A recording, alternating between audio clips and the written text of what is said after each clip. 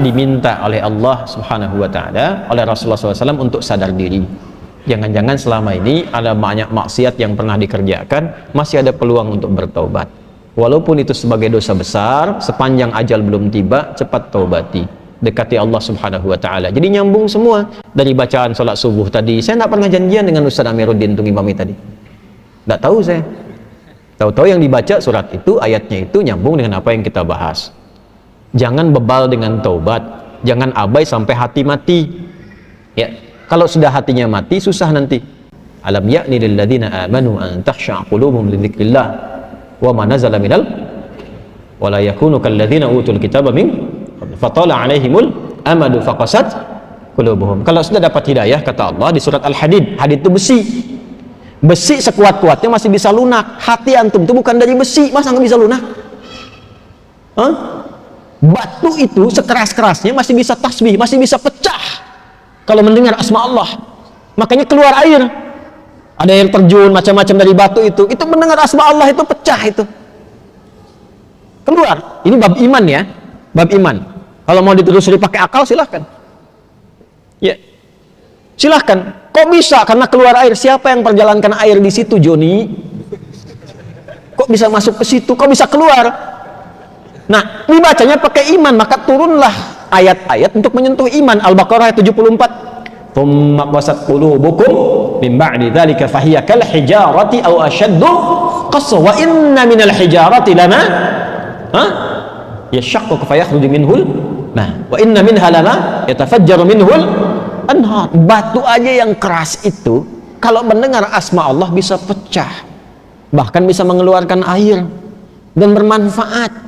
Antum tuh batu itu ya, kalau kita lihat kerasnya luar biasa, tapi hati kita itu kan bukan dibuat dari batu. Masa batu yang keras saja masih bisa lembut mendengar asma Allah? Hati Anda yang dicipta tidak dari batu, kenapa tidak bisa tersentuh? Ada apa itu? Nah, ternyata maksiat itu bisa membuat hati keras melebihi batu. Waktunya yang paling ideal bertobat diantaranya itu 10 hari pertama bulan Dzulhijjah.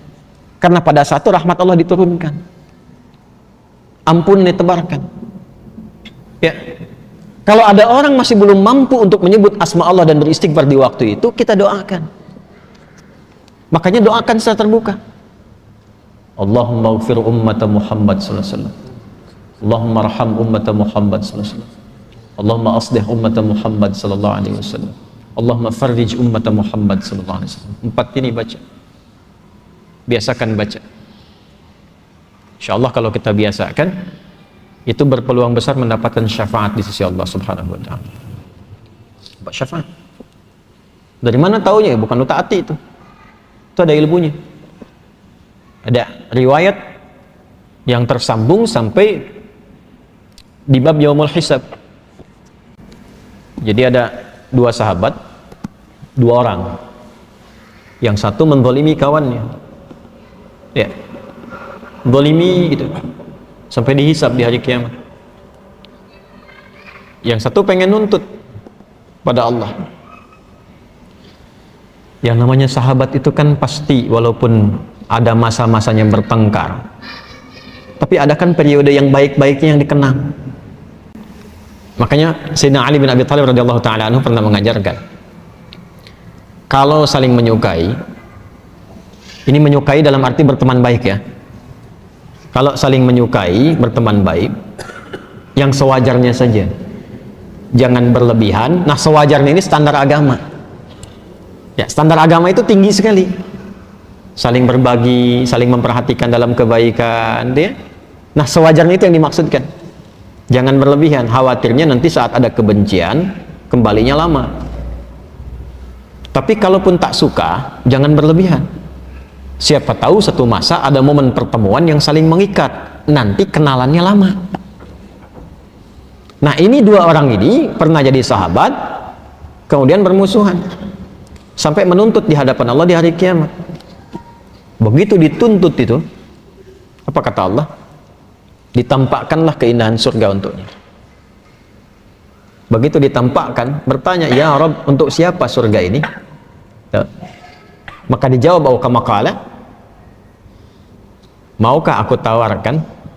Ya, satu hal yang bisa mendapatkan keindahan di surga ini. Mau ya Allah, maafkan dia dan cepat gandeng tangannya masuk ke dalamnya. Maafkan dia dan cepat gandeng tangannya masuk ke dalam. Maka ternyata amal soleh yang kita kerjakan itu untuk mengharapkan ridha Allah subhanahu wa ta'ala, itu berkenan diterima oleh Allah subhanahu wa ta'ala sampai bisa diizinkan oleh Allah untuk menggandeng sahabat-sahabatnya yang bermasa hidup dengan dia dalam kehidupan di dunia. Itu gambarannya. Dan itu nanti termasuk bagian dari ayat-ayat Quran yang di Quran surah ketiga Ali Imran ayat 133 sampai 134. Wasari'u ila maghfiratin min rabbikum wa jannatin 'arduhas samawati wal ardu 'iddat lil muttaqin. Siapa orang yang berpeluang mendapatkan surga seluas langit dan bumi itu?